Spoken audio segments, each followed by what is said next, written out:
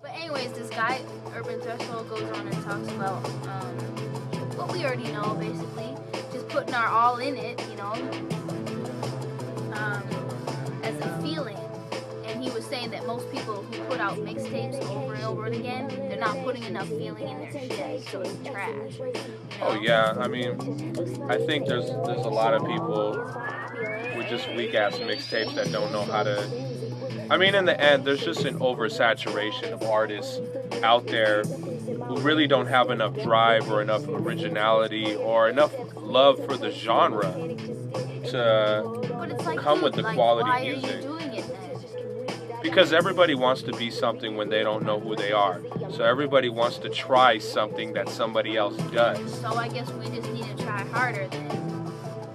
Oh, we're not trying. We're doing.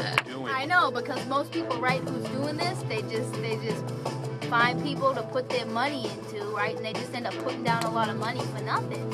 I mean, basically, right? Because they're paying to have people do this shit, and they give away their shit for free.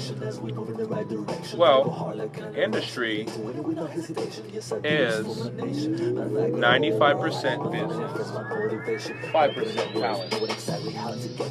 You know what I'm saying? So it becomes, I hate the industry. So you gotta occupy the industry. That's why to me it's dead.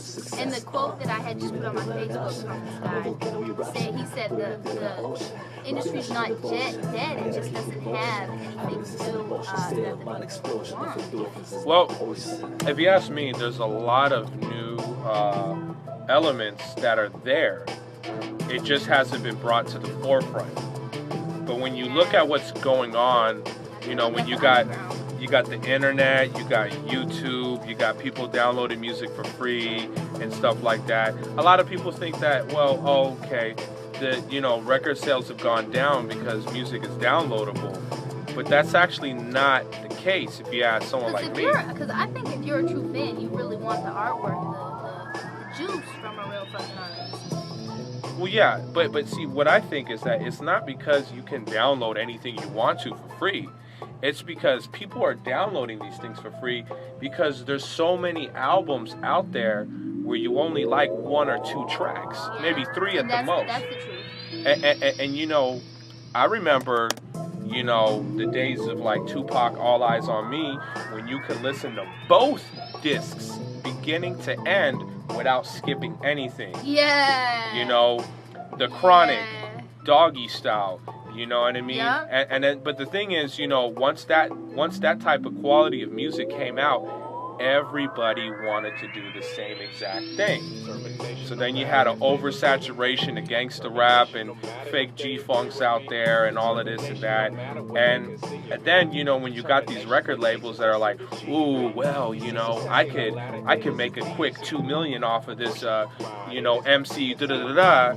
And I could drop them. Because they're fucking dumb as shit. And yeah, they'll sign with me. Because they're like, woo. And I'll take, over 90% in points, of the percentage in sales, and then all of a sudden they're broke 3 years later. Because they gotta pay them back the money that they had lent them to go and get the fucking shit and do all of it. And that is still why. Make you do the work. And that is why. And that's how people get rich, making other people do the fucking work for them. Yes and no. You can do it from the ground up by yourself. You got to build a team and you got to get people to get as driven as much as you do. You know what I'm saying? But in the end, that is that 95% business. You take some of these artists that have built it from the ground up, like 50 Cent, coming out with all of these mixtapes. 50 Cent is the future, the G-Unit mixtapes, all of that. It took all of those mixtapes and a record deal that went bad in order for him to get noticed by someone like Eminem. And then all of that hard work that he did paid off in the end. But he literally did it by himself. Yeah, he had G-Unit with him and stuff like that, but he pushed that from off the ground. Take another artist like Tech Nine. I remember when nobody in the world knew who Tech Nine was, which was like the late 90s. And now it seems like all the people that are a lot younger than me are huge fans of Tech Nine. And He sold well over 1 million records. It's on Lil Wayne's The Carter 4, his work with Twista, Busta Rhymes. But that is why we're determined, because we're inspired by those artists.